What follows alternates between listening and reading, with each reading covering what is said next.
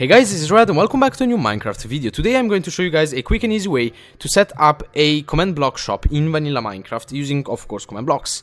And this is more like not a personal player shop, but is more like a server shop. So players will be able to take infinite items as long as they have the amount to pay. Why I'm saying this is because in another video I will show you guys how you can create a personal player shop where players can sell their personal items in exchange for some other items that are going to be stored in a chest or in a scoreboard, or I will see. So before starting I want to show you guys, of course, how it works.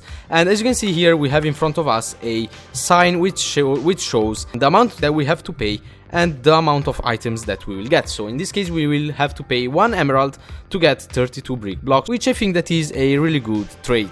So if I right click one time on this sign, just look at this, I have 64 emeralds in my inventory. If I right click one time, you can see that it detracted 1 emerald from my inventory and I got 32 brick blocks. If I right click it another time, it will do the same thing, so it will detract the item that I have to pay and it will give me the right amount of items that I have to get. So yeah, this is simple, quick, easy, and also it looks really nice with these items displayed on the sign. Now I'm going to show you guys step by step how you can set this up into your world and how you can add some different traits and multiple traits into your world. So I have here, as you can see, another sign, and I'm going to create a totally new trait from zero so you guys can understand how it is made. Now the first thing that you have to do, you have to decide what kind of trade you want to have. So for example here I decided that I want players to be able to pay 2 coal blocks for a total of 30 arrows.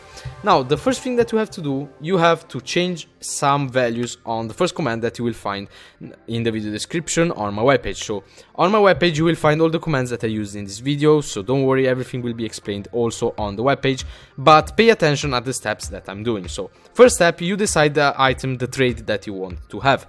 Once you do that, you can see that we have an amount of 2 blocks of coal and 30 arrows. So we have to change, of course, the number displayed here on the sign. You can see that it is set on default to 1, so we need to change this 1 with 2 and this 1 here with 30, because the amount of arrows that we want to give to a player is 30.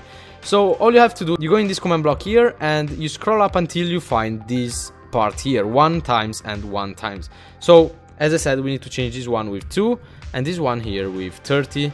And that's it. One last thing that we have to change in this command is this command block here. So scroll in the command, find this command here, scoreboard player set @p shop 1, and you will need to change this number 1 with 2. So if you are going to add another type of trade, you increase this number by 1. So if you're going to add, for example, the 7th trade, you will change this to 7. If you are going to add the 8th trade, you will have to change this to 8, and so on. But this is the second trait that we add, so we set this number to 2, and that's it. We have set up the sign, and let's activate it, give ourselves the sign, and let's replace it with the new one. So as you can see, now it is displaying 2 times and 30 times, which is going to show, of course, to the players that want to buy 30 arrows, the amount that they have to pay. Now one last thing is that we have to show what items the players have to pay and what items they will get in change for that. So basically what we are doing, we are going to summon some invisible armor stands that are holding items or blocks. Now I am saying this because armor stands, when they have items in their hands or blocks in their hands, they will show them differently. Therefore we have 2 groups of command blocks. The first group here, which is composed of 2 command blocks, is responsible for summoning armor stands that are holding blocks in their hands, and these 2 ones are responsible for summoning the armor stand that are holding items in their hands. So in this case we are going to make players pay in blocks and they will get items. So since the first item is a block, we need to take a command block from this group here, and since the second item is a item, we need to take a command block from this group here. Now I will write everything on my webpage so you guys don't make any mistakes. And yeah, so in this group we have 2 command blocks, one that is going to summon the block on the left and one that is going to summon a block on the right. Now I need to summon the coal blocks on the left part of the sign, so I'm going to take the bottom one, and all you have to do, you copy it, you place it under the sign, but make sure that you are facing south while doing this. If you're facing in another direction, the items will of course not look up correctly on the sign. So if you don't want to change any other values in the command blocks, and if you don't want to have any other problems, just make sure that you are facing south while setting this up.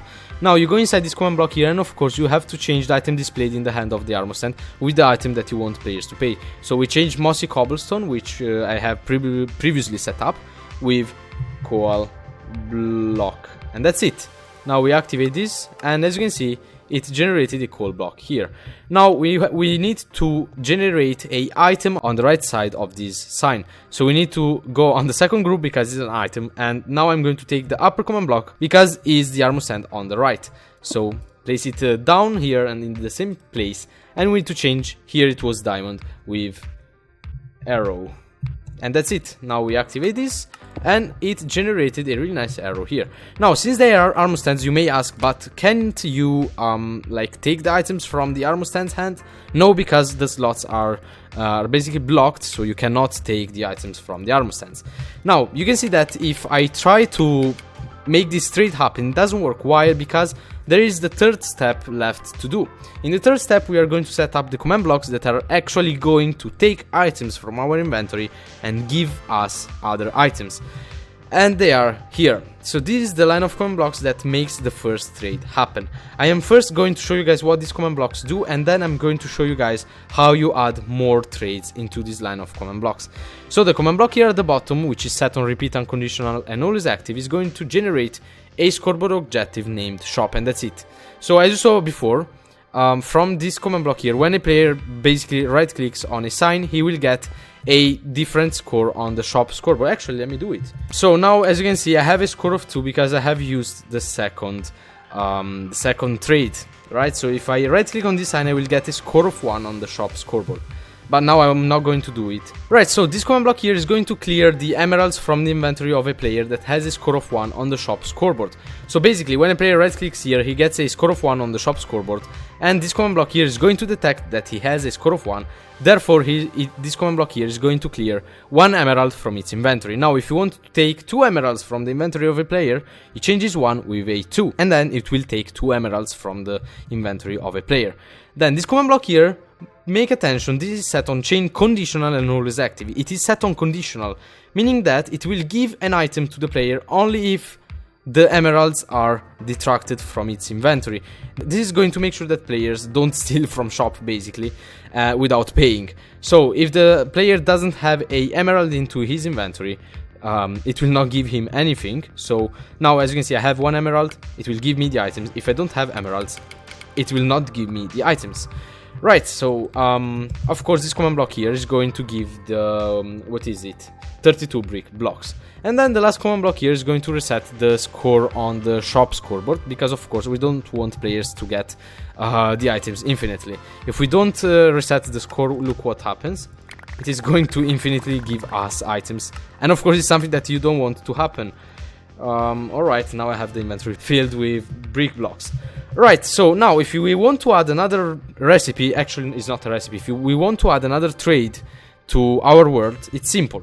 Make sure that you take temporarily the last command block and you place it here. Make sure that the command is still inside it.